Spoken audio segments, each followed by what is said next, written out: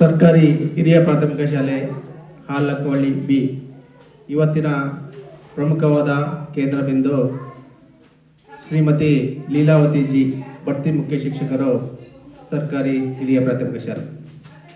ಇವತ್ತು ಮೇಡಮ್ ಅವ್ರದ್ದು ಒಂದು ಮಕ್ಕಳನ್ನು ಬಿಟ್ಟು ಹೋಗ್ತೀವಿ ಅಂತ ಅವ್ರ ಮನಸ್ಸೊಳಗಡೆ ದುಃಖ ಇರುತ್ತೆ, ಆದರೂ ಅವ್ರು ತೋರಿಸ್ಕೊಳಲ್ಲ ಅಷ್ಟೇ. ಏಕೆಂದರೆ ಸುದೀರ್ಘವಾಗಿ 38 ವರ್ಷಗಳ ಕಾಲ ಅವರು ಮಕ್ಕಳೊಂದಿಗೆ ಕಾಲ ಕಳೆದಿದ್ದಾರೆ. Teacher profession is the best profession of all profession ಅಂತ ಹೇಳ್ತಾರೆ. ಶಿಕ್ಷಕ ವೃತ್ತಿ ಬಹಳ ಪವಿತ್ರವಾದ ವೃತ್ತಿ.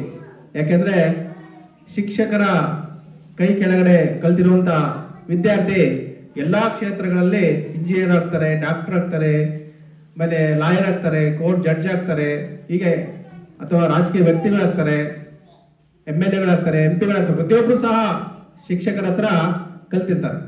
ಆದ್ದರಿಂದ teacher profession is the best profession of all profession ಅಂತ ಹೇಳ್ತಾರೆ. ಈಗ ಮೇಡಮ್ ಅವರು ಸಹನೆ, ಶಾಂತಿ ಮತ್ತೆ ಸಮಾಧಾನ, ಒಂದು ವಾಕ್ಯ ಇದೆ, ಸಹನೆ, ಶಾಂತಿ, ಸಮಾಧಾನ ಇಲ್ಲದ ಮನುಷ್ಯ ಏನನ್ನು ಸಾಧಿಸಲಾರ ಅಂತ. ಲೀಲಾವತಿ ಮೇಡಮ್ ಅವರು ಸಹನೆ, ಶಾಂತಿ, ಸಮಾಧಾನ ಮುಖ್ಯವಾಗಿ ಅವರಲ್ಲಿ ಮೈಗೂಡಿದೆ. ಹಾಗಾಗಿ ಅವರು ಪ್ರತಿ ಬಾರಿ ನಾವು ಶಾಲೆಗೆ ಆಗಾಗ ವಿಸಿಟ್ ಕೊಡ್ತಾ ಇರ್ತೀವಿ. ಆ ವಿಸಿಟ್ ಬಂದಾಗ ಹೇಳೋದು ಮುಖ್ಯವಾಗಿ ಅವರು ಊರ ಬಗ್ಗೆ, ಮೇಡಮ್ ಭಾಳ ವರ್ಷ ಆಯ್ತಲ್ಲ ಈ ಊರಲ್ಲಿ ಟ್ರಾನ್ಸ್ಫರ್ ತಗೋಬೋದಲ್ಲ ಅಂತ ಕೇಳ್ತಾ ಇದ್ದೆ ನಾನು ಬಂದಾಗ. ಅವರು ಹೇಳ್ತಾ ಇದ್ದು, ಈ ಊರಲ್ಲಿ ತುಂಬಾ ಒಳ್ಳೆ ಜನ ಇದ್ದಾರೆ, ಯಾವುದೇ ತೊಂದರೆ ಕೊಡಲ್ಲ, ಒಳ್ಳೆ ಸಹಕಾರ ಕೊಡ್ತಾರೆ, ಊರ ಬಗ್ಗೆ ತುಂಬಾ ಅಭಿಮಾನ ಇಟ್ಕೊಂಡಾರೆ ಮೇಡಮ್ ಅವರು. ಅದಕ್ಕೋಸ್ಕರ ಪ್ರತಿ ಸಲ ಅವ್ರು ಹೇಳಿದಾಗ ಅದೇ ಹೇಳ್ತಾ ಇತ್ತು. ಹಾಗಾಗಿ ಈ ಊರು ಡ್ಯೂಟಿ ಮಾಡೋಕ್ಕೆ ದೂರ ಇದೆ ಅನ್ನೋದು ಬಿಟ್ರೆ ಇಲ್ಲಿ ಡ್ಯೂಟಿ ಮಾಡೋರಿಗೆ ತುಂಬಾ ಸಹಕಾರ ಇದೆ ಅಂತ ಎಲ್ಲ ಮೇಡಮ್ ಅವರು ಹೇಳ್ತಾರೆ. ಹೆಚ್ಚಾಗಿ ಮುಖ್ಯ ಶಿಕ್ಷಕರು ಪದೇ ಪದೇ ಹೇಳ್ತಾ ಇದ್ರು, ಈ ಊರಲ್ಲಿ ಏನು ತೊಂದರೆ ಇಲ್ಲ, ಒಳ್ಳೆ ಜನ ಇದ್ದಾರೆ, ಮಕ್ಕಳು ಸಹ ಒಳ್ಳೆ ಮುಗ್ಧರು, ಇಂಥ ಊರು ಡ್ಯೂಟಿ ಮಾಡಕ್ಕೆ ನಾವು ಪುಣ್ಯ ಮಾಡ್ತೀವಿ ಅಂತ ಅವರು ಪದೇ ಪದೇ ಹೇಳ್ತಾ ಇದ್ರು. ಈಗ ಒಂದು ಊರಲ್ಲಿ 19 ವರ್ಷ ಸೇವೆಯನ್ನ ಸಲ್ಲಿಸ್ಬೇಕಂದ್ರೆ ಅಷ್ಟು ಸುಲಭವಾದ ಕೆಲಸ ಅಲ್ಲ. ಒಂದು ಶಾಲೆಯಲ್ಲಿ ಮಿನಿಮಮ್ ಒಂದು 5 ವರ್ಷ ಸರ್ವಿಸ್ ಮಾಡಿದ ತಕ್ಷಣ ಟ್ರಾನ್ಸ್ಫರ್ ಆಗಬೇಕು ಅಂತ ಬಯಸ್ತಾರೆ. ಆದ್ರೆ ಇಲ್ಲಿ 19 ವರ್ಷ ಸುದೀರ್ಘವಾಗಿ ಎಲ್ಲ ಮೇಡಮ್ ಅಷ್ಟೇ. ಮೇಡಮ್ ಅವರು ಓಂಕಾರ ಮೇಡಮ್ ಒಂದು 20 ವರ್ಷ ಆಯ್ತು, ಇವರು 9 ವರ್ಷ ಆಯ್ತು. ನೋಡಿ, ಎಲ್ಲ ಮೇಡಮ್ ಇಲ್ಲಿ 5 ವರ್ಷಕ್ಕಿಂತ ಜಾಸ್ತಿ ಸರ್ವಿಸ್ ಮಾಡ್ತಾ ಇದ್ದಾರೆ. ಅಂದ್ರೆ ಅರ್ಥ ಏನಪ್ಪ ಅಂದ್ರೆ ಈ ಊರು ಅವರಿಗೆ ಚೆನ್ನಾಗಿ ಸೆಟ್ ಆಗಿದೆ, ಹೊಂದಿಕೆ ಆಗಿದೆ ಅಂತ ಅರ್ಥ. ಹಾಗೆ ಮೇಡಮ್ ಅವರು ಇವತ್ತು ಒಂದು ಒಳ್ಳೆ ಸ್ಥಾನದಲ್ಲಿದ್ದಾರೆ. ಇವತ್ತು ಶಿಕ್ಷಣ ಯಾವ ರೀತಿ ಪರಿವರ್ತನೆ ಆಗಿದೆ ಅಂದ್ರೆ ನೋಡಿ, ಅವರ ತಂದೆ ತಾಯಿಯವರು ಚೆನ್ನಾಗಿ ಓದಿದ್ದಕ್ಕೆ ಮೇಡಮ್ ಅವರು ಶಿಕ್ಷಕರಾದರು. ನೆಕ್ಸ್ಟು ಅವರ ಜನರೇಷನ್ ಆಗ್ತಾ ಇದೆ, ಅವ್ರ ಮಕ್ಕಳು ಇಂಜಿನಿಯರ್, ಡಾಕ್ಟರ್ ಆದರು. ನೆಕ್ಸ್ಟ್ ಅವ್ರ ಮಕ್ಕಳು ಇಂಜಿನಿಯರ್. ಹೀಗೆ ನಿಮಗೆ ಹೇಳಿದ ಸಲಹೆ ಕೊಡೋದೇನಪ್ಪ ಅಂದ್ರೆ, ದಯವಿಟ್ಟು ಒಳ್ಳೆಯ ಶಿಕ್ಷಣವನ್ನು ನೀಡಿ. ಶಿಕ್ಷಣವನ್ನು ನೀಡಿದರೆ ಆ ಮನೆಯ ಒಂದು ಆರ್ಥಿಕ ಸಾಮಾಜಿಕ ಪರಿಸ್ಥಿತಿ ಬದಲಾವಣೆ ಆಗುತ್ತೆ. ಹಾಗಾಗಿ ನೀವು ಸಹ ಮಕ್ಕಳಿಗೆ ಒಳ್ಳೆಯ ಶಿಕ್ಷಣ ನೀಡಿ. ಮಕ್ಕಳಿಗೆ ಒಂದು ಮನೆಯಲ್ಲಿ ಯಾರಾದ್ರೂ ಒಂದು ನೌಕರಿ ಹೋದ್ರೆ, ಪ್ರೈವೇಟ್ ಆಗಿರ್ಬೋದು, ಗೌರ್ಮೆಂಟ್ ಆಗಿರ್ಬೋದು, ಒಂದು ನೌಕರಿ ಹೋದ್ರು ಅಂದ್ರೆ ಆ ಮನೆಯ ಸಂಪೂರ್ಣ ಚಿತ್ರಣನೇ ಬದಲಾವಣೆ ಆಗುತ್ತೆ. ಹಾಗಾಗಿ ನೀವು ಪೋಷಕರಿಗೆ ನಾವು ಸಲಹೆ ಕೊಡೋದೇನಂದ್ರೆ, ನೀವು ಯಾವುದೇ ಒಂದು ಸನ್ನಿವೇಶದಲ್ಲಿ ಸಾಮಾಜಿಕ ಆರ್ಥಿಕ ಪರಿಸ್ಥಿತಿಯಿಂದ ನಿಮಗೆ ಓದಕ್ಕಾಗದೇ ಇರ್ಬೋದು, ನಿಮಗೆ ಹಿಂದಿನ ಕಾಲದಲ್ಲಿ ಬಡತನ ಇತ್ತು. ಆದರೆ ಈಗ ದೇವರು ಏನು ತೊಂದರೆ ಇಲ್ಲ, ಯಾಕೆಂದ್ರೆ ಎಲ್ಲಾ ಸವಲತ್ತು ಇದೆ. ಈಗ ಪ್ರತಿಯೊಂದು ಓದ್ಲಿಕ್ಕೆಲ್ಲ ಬಹಳಷ್ಟು ಅವಕಾಶಗಳಿದ್ದಾವೆ, ಸರ್ಕಾರನು ಬೇಕಾದಷ್ಟು ಸವಲತ್ತು ಕೊಡುತ್ತೆ. ಅದನ್ನ ನೀವು ಮಕ್ಕಳಿಗೆ ಸರಿಯಾಗಿ ಅದು ವಿನಿಯೋಗ ಮಾಡಿಸ್ಬೇಕಂತ ಹೇಳ್ತಾ, ಈಗ ನಿಮ್ಗೆ ಏನಪ್ಪಾ ಅಂದ್ರೆ ಒಟ್ಟು ಸಲಹೆ ಕೊಡ್ತಾ ಇದ್ದೀನಿ. ಈಗ ನಮ್ಮ ಮೇಡಮ್ ಅವ್ರ ಬಗ್ಗೆ ಹೇಳ್ಬೇಕಂದ್ರೆ, ಈಗ 38 ವರ್ಷ ಒಬ್ಬರು ಟೀಚರು 38 ವರ್ಷ ಸರ್ವಿಸ್ ಮಾಡಿದ್ದಾರೆ ಅಂದ್ರೆ ಅವರು ಯಶಸ್ವಿಯಾಗಿ ಆ ಕಾರ್ಯವನ್ನ ನೆರವೇರಿಸಿದ್ದಾರೆ ಅಂತಾನೆ ಅರ್ಥ. ಇವರು ಹುಟ್ಟಿದ್ದು ಸೊರಬ ತಾಲೂಕು ಅಲ್ಲ ಚಂದ್ರಗುತ್ತಿ. ನೋಡಿ, ಚಂದ್ರಗುತ್ತಿಯಲ್ಲಿ ಶಿವಮೊಗ್ಗದಲ್ಲಿ ಅವರು ಒಳ್ಳೆ ವಿದ್ಯಾಭ್ಯಾಸ ಪಡೆದಕ್ಕೆ ಇವತ್ತು ಶಿವಮೊಗ್ಗ ಡಿಸ್ಟಿಕ್ ಅಲ್ಲಿ ಅವರು ಒಂದು ವ್ಯವಸ್ಥಿತವಾಗಿ ಜೀವನ ಮಾಡ್ತಿದ್ದಾರೆ. ಅವರು ಸಹ ಸರ್ಕಾರಿ ಶಾಲೆಯಲ್ಲಿ ಓದಿದ್ದು. ಸರ್ಕಾರಿ ಶಾಲೆಯಲ್ಲಿ ಓದಿ ಅವರು ವಿದ್ಯಾಭ್ಯಾಸ ಪಡೆದು ಸರ್ಕಾರಿ ಶಾಲೆಯ ಶಿಕ್ಷಕರಾದರು. ಇವತ್ತು ಅವರಿಗೆ ಇನ್ಮುಂದೆ ಅವ್ರ ಮನಸ್ಸೊಳಗಡೆ ಈಗ ಒಂದು ತಿಂಗಳು 2 ತಿಂಗಳು ಕಷ್ಟ. ಯಾಕೆಂದ್ರೆ ಇಷ್ಟು ದಿನ ಮಕ್ಕಳ ಜೊತೆ ಕಾಲ ಕಳೆದಿದ್ದಾರೆ. ಮನೆಯಲ್ಲಿ ಅವರಿಗೆ ನಿವೃತ್ತಿ ಜೀವನ ಕಾಲ ಕಳಿಬೇಕಂದ್ರೆ ತುಂಬಾ ಕಷ್ಟ ಆಗುತ್ತೆ. ಮೇಡಮ್ ಅವ್ರು ನೋಡಿದ್ರೆ ಅವರು ರಿಟೈರ್ಡ್ ಅನ್ಸೋದಿಲ್ಲ, ಇನ್ನೂ 10 ವರ್ಷ ಸರ್ವಿಸ್ ಮಾಡಂಗಿದ್ದಾರೆ. ಅವ್ರಿಗೆ ಆರೋಗ್ಯ ದೇವರು ಆರೋಗ್ಯನ ಕೊಟ್ಟಿದ್ದಾನೆ, ನೆಮ್ಮದಿಯನ್ನು ಕೊಟ್ಟಿದ್ದಾನೆ. ಇನ್ನು ಮುಂದೆ ಏನಪ್ಪಾ ಅಂದ್ರೆ ಅವರಿಗೆ ಶಾಂತ ರೀತಿಯಿಂದ ಆರೋಗ್ಯ ಮತ್ತೆ ನೆಮ್ಮದಿ ಮನೆಯವರೆಗೂ ಕೊಡ್ಲಿ ಅಂತ ದೇವರಲ್ಲಿ ಬಿಡ್ತಾ ಅವರ ಒಂದು ನಿವೃತ್ತಿ ಜೀವನ ಒಂದು ಆರೋಗ್ಯ ಮತ್ತೆ ನೆಮ್ಮದಿಯಿಂದ ಕೂಡಿರಲಿ ಅಂತ ಹೇಳ್ತಾ ನನ್ನ ಒಂದೆರಡು ಮಾತುಗಳನ್ನ ಮುಗಿಸ್ತೀನಿ. ಶಾಲೆಯಲ್ಲಿ ಮೇಡಮ್ ಕಡೆಯಿಂದ ಕೇವಲ ಮೇಡಮ್ ಕಡೆಯಿಂದ ಹಾಗೂ ಓಂಕಾರಮ್ಮ ಮಿಸ್ ಕೂಡ ಅವರಿಗೇನು ಅಷ್ಟೇ ಧನ್ಯವಾದ ಹೇಳ್ಬೇಕು. ಅಷ್ಟೇ ಸಮಾಧಾನಿ ಅವರಿಬ್ರು ಕೂಡ. ಅವರಿಗಿಬ್ಬರಿಗೇನು ಅಪೋಸಿಟ್ ಆಗಿರೋ ಸ್ವಭಾವ ನಂದು, ಆದ್ರೂ ಕೂಡ ನಮ್ಮ ಶಾಲೆಯಲ್ಲಿ ಒಂದು ದಿವಸ ಕೂಡ ಆ ಥರದ್ದು ಏನೂ ಪ್ರಾಬ್ಲಮ್ ನಡೀಲಿಲ್ಲ ಅಂದ್ರೆ ಇವರಿಬ್ಬರಿಗೆ ನಾನು ಥ್ಯಾಂಕ್ಸ್ ಹೇಳ್ತೀನಿ. Specially I will thank my almighty god, ದೇವರಿಗೆ ನಾನು ಥ್ಯಾಂಕ್ಸ್ ಹೇಳ್ತಾ ಇದ್ದೀನಿ. ಇಂಥವ್ರ ಜೊತೆಗೆ ನಾನು ಕೆಲಸ ಮಾಡಿದ್ದೀನಿ, ಆದರೆ ಏನೂ ಅವ್ರದ್ದು ಸಮಾಧಾನ ನಾನು ಕಲ್ತ್ಕೊಂಡಿಲ್ಲ. ಆದರೆ ಈಗ ಕೊನೆಗೆ ಸ್ವಲ್ಪ ಬೇಜಾರಿದೆ. ಲಾಸ್ಟಿಗೆ ನನಗೆ ಈಗ SIR ಗೆ ಹಾಕಿದ್ರೆ ಅಂದ್ರೆ ಒಂದು ದೊಡ್ಡ ಗುಡ್ಡನೇ ತಲೆ ಮೇಲೆ ಬಿದ್ದಾಗಿ. ನಿಮಗೆ ಗೊತ್ತಿದೆ ಎಲೆಕ್ಷನ್ ಡ್ಯೂಟಿ ಅಂದ್ರೆ ನಮಗೆ ಫಸ್ಟ್ ಸ್ಟಾರ್ಟ್ ಮಾಡೋದೇ ಯಾವ್ಯಾವ ಸೆಕ್ಷನ್ ನಿಮ್ಮ ಮೇಲೆ ಹಾಕ್ತೀವಿ ಅಂತಾನೆ ಶುರು ಮಾಡ್ತಾರೆ. ಅವರು ಹೆದರ್ಸಿನೇ ನಮ್ಮ ಹತ್ರ ಕೆಲಸ ತಗೊಳ್ತಿದ್ದಾರೆ. ಆ ಟೈಮಲ್ಲಿ ಇನ್ನು ಈ ಕೊನೆ ಟೈಮಲ್ಲಿ ನನಗೆ ಅಷ್ಟು 100% ಕೊಡ್ಲಿಕ್ಕೆ ಆಗಲಿಲ್ಲ. ಆಮೇಲೆ ನನ್ನ ಈ 9 ವರ್ಷದಲ್ಲಿ ಮೇಡಮ್ ಜೊತೆಗೆ ನಾನು ಕೆಲವು ಸಲ ರೂಢಾಗಿ ವರ್ತನೆ ಮಾಡಿದ್ದೀನಿ. ದಯವಿಟ್ಟು ಮನಸ್ಸಲ್ಲಿ ಏನು ಇಟ್ಕೊಳ್ಬೇಡಿ ಲೀಲಾವತಿ ಮೇಡಮ್, ಕ್ಷಮಿಸಿ ಅಂತ ಹೇಳ್ತಾ ಇನ್ನೂ ತುಂಬಾನೇ ಹೇಳಲಿಕ್ಕಿದೆ, ಆದರೆ ನಿಮ್ಗೆಲ್ಲರಿಗೂ ಹಸುವಾಗ್ತಾ ಇದೆ ಅಂತ ಹೇಳ್ತಾ ನನ್ನ ಮಾತನ್ನು ಮುಗಿಸ್ತಾ ಇದ್ದೀನಿ. Thank you. ಶಿಕ್ಷಕರಿಗೂ ಗ್ರಾಮಸ್ಥರಿಗೂ ನನಗೆ ಆಗಿನ ದುಃಖ ತಡ್ಕೊಳಕ್ಕೆ ಆಗ್ತಾರೆ, ಅಷ್ಟು ದುಃಖ ಬರ್ತಾರೆ. 20 ವರ್ಷದಿಂದ ಜೊತೆಲಿದ್ದೀವಿ. ಅಕ್ಕ ತಂಗಿರಾದ್ರೂ ಮನೇಲಿ ಜಗಳ ಮಾಡ್ತಾರೆ. ನಾವಂತೂ ಇವತ್ತು ಒಂದು ಮಾತನ್ನ ಒಬ್ರಿಗೊಬ್ರು ಏನೂ ಅಂದ್ಕೊಂಡಿಲ್ಲ. ಅಷ್ಟು ಒಳ್ಳೆ ಸ್ಟಾಫಲ್ಲಿ ನಾವು ಕೆಲಸವನ್ನು ಮಾಡಿದ್ದೀವಿ. ನಮಗೆ ಎಷ್ಟು ದುಃಖ, ನಾವು ಆಶೆ ಪಡುವಂದ್ರೂ ಸಹ ಫೋನ್ ಮಾಡಿ ಅವರು ಹೇಳ್ತಾ ಇದ್ರು ಬರೋಕ್ಕಾಗ್ತಾರ ನನಗೆ ಅಂತ. ನನಗೂ ಕಣ್ಣು ಬೆಳಗ್ಗಿಂದ ತಪ್ಪಗಿದೆ, ದುಃಖ ಆದ್ರೂ ದುಃಖ ಆಗ್ತದೆ ನನಗೆ. ಏನು ಮಾಡ್ಬೇಕಂತ ಗೊತ್ತಾಗ್ತಾ ಇಲ್ಲ, ಏನು ಹೇಳ್ಬೇಕು ಅನ್ನಿಸ್ತಾ ಇಲ್ಲ ನನಗೆ. ಅದೇ ದೇವರಲ್ಲಿ ಬೆಳ್ಕೊತೀನಿ, ದೇವ್ರ ಮೇಡಮರಿಗೆ ಆರೋಗ್ಯ ಐಶ್ವರ್ಯ ಎಲ್ಲ ಕೊಟ್ಟು ಚೆನ್ನಾಗಿರಲಿ ಅಂತೇಳಿ. ಇನ್ನು ನಾನೇ ನನ್ನ 3 ತಿಂಗಳು ನಾನು ಸಹ ನಿವೃತ್ತಿಯಾಗಿ ಹೋಗ್ತೇನೆ. 20 ವರ್ಷದಿಂದ ಜೊತೆಯಲ್ಲಿ ಇದ್ವಿ. ಇಷ್ಟು ನನಗೇನು ಮಾತಾಡ್ಬೇಕು ಸಾಕು.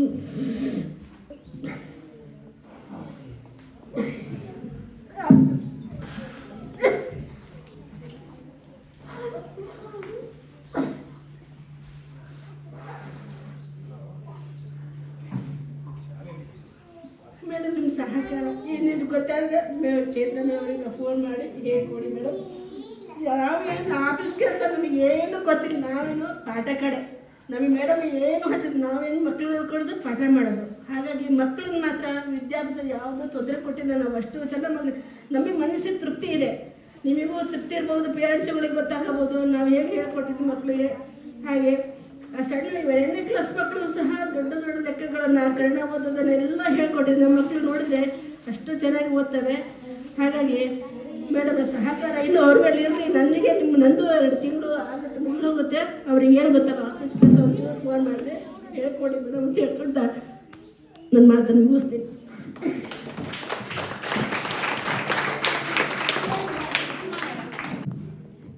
ನನ್ನ ಹೆಸರು ಅಜಿತ್. ನಾನು 7ನೇ ತರಗತಿಯಲ್ಲಿ ಓದುತ್ತಿದ್ದೇನೆ. ನಾನು ನಮ್ಮ ಮುಖ್ಯ ಶಿಕ್ಷಕರಾದ ಲೀಲಾವತಿ ಮಿಸ್ ಅವರ ಬಗ್ಗೆ ಒಂದೆರಡು ಮಾತುಗಳನ್ನು ಮಾತನಾಡುತ್ತೇನೆ.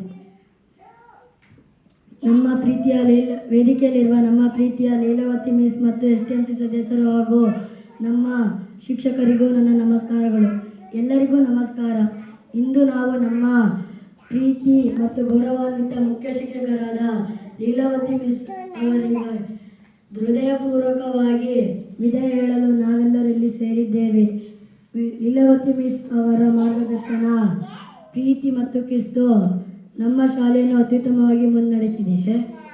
ನಮ್ಮ ಶಾಲೆಯಲ್ಲಿ ಲೀಲಾವತಿ ಮಿಸ್ ಅವರ ನಿಸ್ವಾರ್ಥ ಸೇವೆ ಮತ್ತು ನಾಯಕತ್ವವನ್ನು ಎಂದೆಂದಿಗೂ ಸ್ಮರಣೀಯವಾಗಿದೆ. ಅವರು ಕೇವಲ ಪಾಠ ಮಾತ್ರವಲ್ಲದೆ ನಮಗೆ ಒಳ್ಳೆಯ ಸಂಸ್ಕಾರ ಮತ್ತು ಜೀವನದ ಮೌಲ್ಯಗಳನ್ನು ಕಲಿಸಿದ್ದಾರೆ. ನಮ್ಮ ಶಾಲೆಯ ಮಕ್ಕಳನ್ನು ತಮ್ಮ ಮಕ್ಕಳಂತೆ ಪ್ರೀತಿಯಿಂದ ನೋಡಿಕೊಳ್ಳುತ್ತಾರೆ. ನಮಗೆ ಅವರು ಒಳ್ಳೆಯ ಅಭ್ಯಾಸ ಮತ್ತು ವಿದ್ಯೆಯನ್ನು ಕಲಿಸಿದ್ದಾರೆ. ಹಿಂದಿನೂ ಚಂದ ಪಾಠ ಮಾಡ್ತಾರೆ. ಸಮಾಜ ನಮಗೆ 6ನೇ ಕ್ಲಾಸಲ್ಲಿ ಮಾಡ್ಬೇಕಾದ್ರೆ ಚಂದ ಮಾಡೋರು. ಮತ್ತು ಅವರಿಗೆ ಮುಂದಿನ ಜೀವನದಲ್ಲಿ ಉತ್ತಮ ಆರೋಗ್ಯ, ನೆಮ್ಮದಿ ಮತ್ತು ಸುಖ ಸಂತೋಷ ಸಿಗಲಿ ಎಂದು ನಾವೆಲ್ಲರೂ ದೇವರಲ್ಲಿ ಪ್ರಾರ್ಥಿಸುತ್ತೇವೆ. ನಮ್ಮ ಬದುಕಿಗೆ ಬೆಳಕಾದ ಇವರಿಗೆ ಅನಂತ ಧನ್ಯವಾದಗಳು. ಇಲ್ಲಿಗೆ ನನ್ನ ಒಂದೆರಡು ಮಾತುಗಳನ್ನು ಮುಗಿಸಿದ್ದೇನೆ. ಧನ್ಯವಾದಗಳು.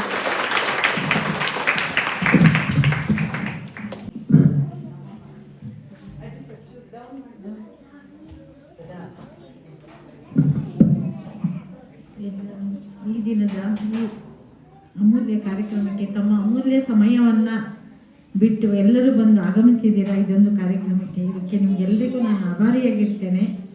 ನನ್ನ ಬಗ್ಗೆ ನಾನು ಹೇಳ್ಕೋಬೇಕು ಅನ್ನೋದ್ರಿಂದ ಮಕ್ಕಳೇ ಎಲ್ಲರೂ ಹೇಳಿದ್ದಾರೆ, ಅದು ಹೇಳೋದು ತಪ್ಪಾಗುತ್ತೆ. ನಿಮ್ಮ ಎಲ್ಲ ಅಭಿಮಾನಕ್ಕೆ ನಾನು ಅದರಲ್ಲಿ ಅಲ್ವೋ ಏನೋ ಅನ್ನಿಸ್ತಾ ಇದೆ ನನಗೆ. ನಾನು ಇನ್ನೂ ಅಭಿವೃದ್ಧಿ ಮಾಡ್ಬೋದಿತ್ತು, ಆದರೆ ನನಗೆ ನಾನು ಅಲ್ಲದೆ ಒಂದು ಸ್ವಲ್ಪ ಕುಂಠಿತ ಆಗಿದ್ದೀನಿ ಅನ್ಸುತ್ತೆ. ನನಗೆ ಸಪೋರ್ಟ್ ಇರಲಿಲ್ಲ ಮಾಡೋಕ್ಕೆ. ಮಾಡ್ಬೋದಿತ್ತ ಏನೋ ಅನ್ನಿಸ್ತಾ ಇದೆ ನನಗೆ. ಇನ್ನೂ ನಾನು ಈ ಶಾಲೆ ಎತ್ತರಕ್ಕೆ ತಗೊಂಡು ಹೋಗ್ಬೋದಿತ್ತು ಅನ್ಸತ್ತೆ. ನಮ್ಗೆ ಯಾರೋ ಒಬ್ರು ಜೆಂಟ್ಸ್ ಇದ್ಬಿಟ್ಟಿದ್ರೆ ನಾವು ಇದು ಮಾಡ್ತೀವಿ. ಇಲ್ಲಿ ನಮ್ಮ ಅಧ್ಯಕ್ಷರುಗಳು ಪಾಪ ಅವ್ರದ್ದೇ ಸಮಸ್ಯೆಗಳು ತುಂಬ ಇರ್ತಿದ್ವು.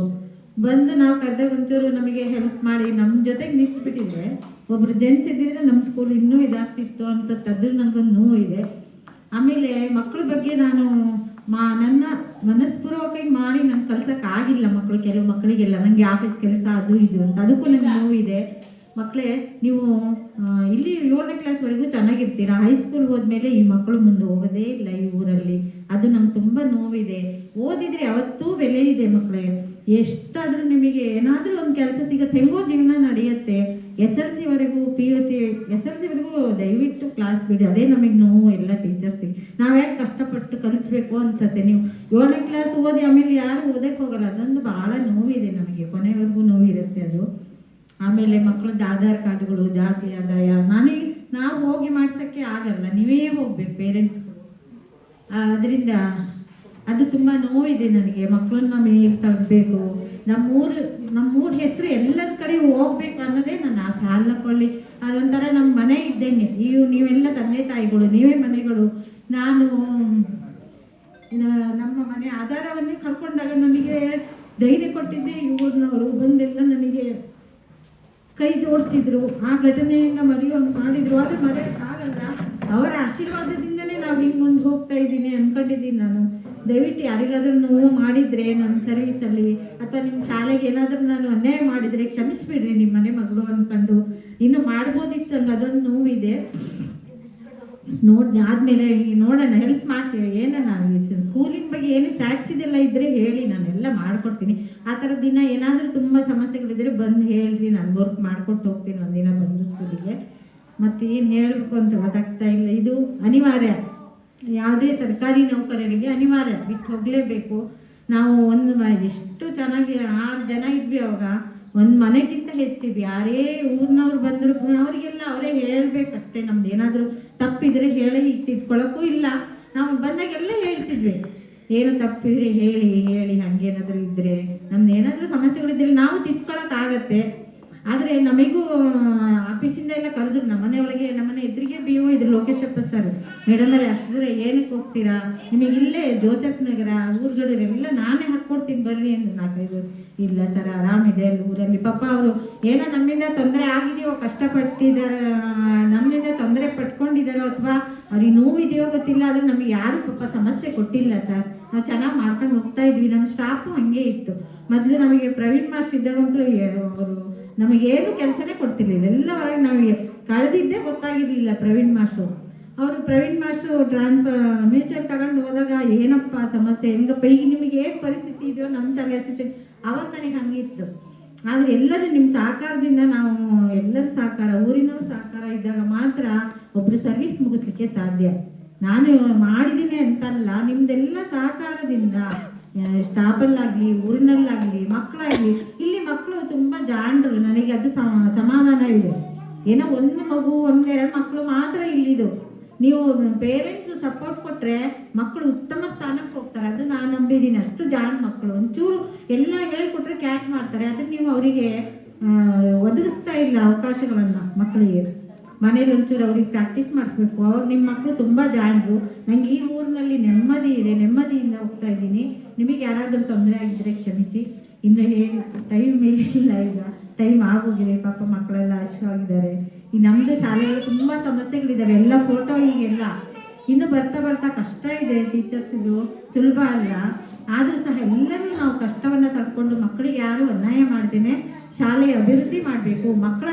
ಈ ಮಕ್ಕಳು ನಮಗೆ ಅವ್ರು ಮುಂದೊಂದು ಹೋದಂಗೆ ನಮಗೆ ಅಷ್ಟೇ ಹೆಮ್ಮೆ. ಯಾವುದರ ಮಗು ಓದಿಲ್ಲ ಅಂದರೆ ಅದು ನಮಗೆ ರಾತ್ರಿ ಎಲ್ಲ ಕೊರಿತಾ ಇರುತ್ತೆ. ಆ ಮಗು ಹೆಂಗೆ ಕಲಿಸ್ಬೇಕು ನಾವಂದರೆ ಸುಮಾರು 4-5 ಮಕ್ಕಳಿದ್ದಾರೆ. ನಂಗೆ ಇನ್ನೂ ಅದನ್ನು ಸಮಾಧಾನ ಆಗಿಲ್ಲ. ನಾಗವೇಣಿ, ನಂದಿನಿ, ಅನನ್ಯ ಹಂಗೆ ಆಗಿದ್ಲು. ಅವಳಂತೂ ಏನೇನೋ ಮಾಡಿ ಅಂತೂ ದಾರಿಗೆ ಬಂದ್ಲು. ಅವಳು ಒಂದು ಅಕ್ಷರ ಬರ್ತಿರ್ಲಿಲ್ಲ. ಅವಳಿಗೆ ಹಿಡ್ಕೊಂಡು ಅದು ನನಗೆ ಕೊನೆಯವರೆಗೂ ನೆನಪಿರೋದು. ಅವಳಿಗೆ ಓದ್ತಾಳೆ ಅಂದರೆ ಅವಳಿಗೆ ಆ ಅಕ್ಷರ ಬರ್ತಿರ್ಲಿಲ್ಲ.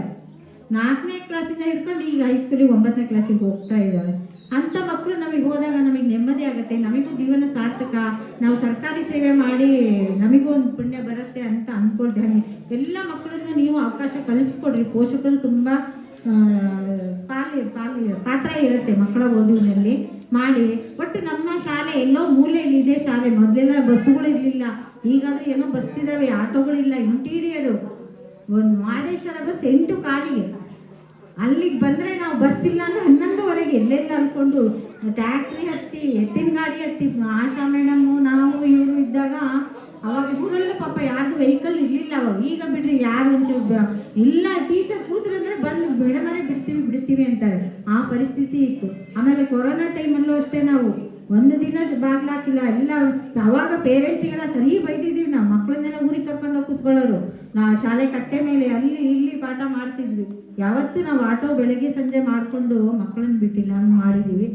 ಏನೋ ದೇವರು ನಮಗೆ ನಮ್ಮ ಕತ್ತೆ ತೃಪ್ತಿ ಇದ್ದರೆ ಅವ್ನು ನಮಗೆ ಆಶೀರ್ವಾದ ಮಾಡ್ತಾನೆ. ಇದನ್ನ ಇಲ್ಲೇ ಅನುಭವಿಸ್ರಿ ಅಂತ. ನಾವು ಏನು ತಪ್ಪು ಮಾಡಿರ್ತೀವೋ ಅದು ನಾವು ಅನುಭವಿಸ್ತೀವಿ ಅನ್ನೋದು. ನಾವೇನಾದರೂ ಮಕ್ಕಳಿಗೆ ತೊಂದರೆ ಕೊಟ್ಟಿದ್ರೆ ನಿಮ್ಮ ಮನೆಯವರೇ ಏನೋ ತಪ್ಪು ಮಾಡಿದ್ರೆ ಅಂತ ಕ್ಷಮಿಸಿ ನನ್ನನ್ನು ಕಳಿಸ್ಕೊಡ್ಬೇಕಂತ ಕೇಳ್ಕೊಡ್ತಾ ನಾನು ಮಾಡ್ತೀನಿ.